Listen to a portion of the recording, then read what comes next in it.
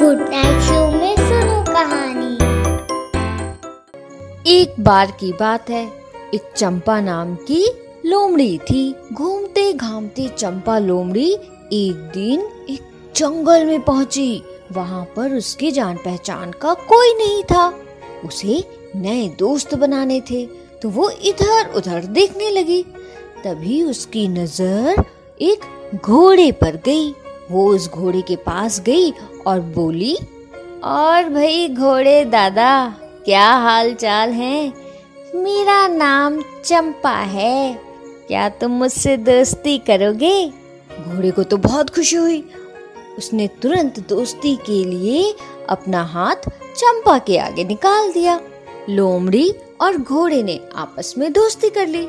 फिर आपस में ये लोग बहुत देर तक बात करते रहे। बातों बातों में चंपा ने घोड़े से पूछा, तो भाई एक बात बताओ जरा, इस जंगल में सबसे शक्तिशाली कौन है भला? घोड़ा तुरंत बोला, अरे चंपा रानी, तुम इतना भी नहीं जानती, शेर यहाँ पे सबसे शक्तिशाली है। तभी वहां पर अपने कपड़े धुलते हुए ज़ेब्रा ने कहा, वो हम पर हमला करता है और हमें मारकर खा भी जाता है। चंपा तो डर गई, बोली, सच में शेर इतना डरावना है? तभी वहां पर अपने घर की सफाई कर रहे जिराफ ने कहा, उसकी गर्दन तो ऐसी है कि हम सूखे पत्ते की तरह कांपने लग जाते हैं। तभी चंपा बोली, आहा, बड़ा आया शेर, आने दो शेर को।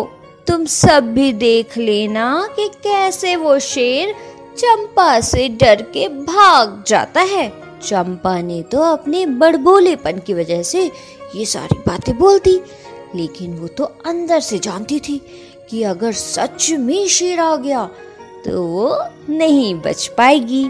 और उसने मन ही मन सोचा, हे प्रभु, बस मुझे इस जंगल से सही सलामत निकाल दो, कहीं शेर आकर मुझ पर हमला ना कर दे। और ये बात सोचते हुए चंपा लोमड़ी जल्दी से जंगल से भागने की कोशिश करने लगी। तभी अचानक वहाँ शेर आ जाता है और शेर को आता देखकर वहाँ पर जितने भी जानवर रहते हैं सब जल्दी से जाकर छुप जाते हैं।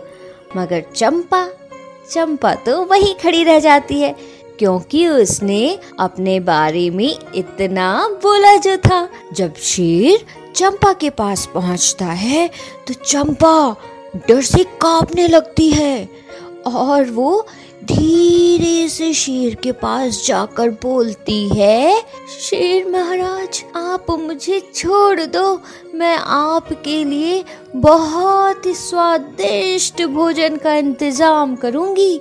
शेर थोड़ी देर चुप रहता है, फिर उसको समझ आता है कि हाँ, शायद चंपा ठीक बोल रही है। इस चंपा को खाने से तो अच्छा है कि हर रोज स्वादिष्ट खाना खाया जाए। और ये सोचकर वो चंपा को छोड़ देता है और वहाँ से चला जाता है। तभी सभी जानवर छिपकर ये सब देख रहे थे कि शेर आया और चंपा को खाया नहीं, उसे बल्कि छोड़कर चला गया। जानवर बाहर आए तो चंपा ने इठलाते हुए बोला, हाँ, देखा मेरा जादू, कैसे मुझसे डरकर तुम्हारा शक्तिशाली शेर भाग गया।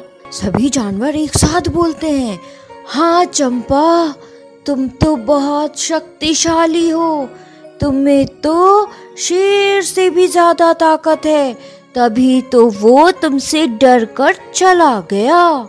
और फिर चंपा हंसते हुए मुस्कुराते हुए अपने घर चली जाती है।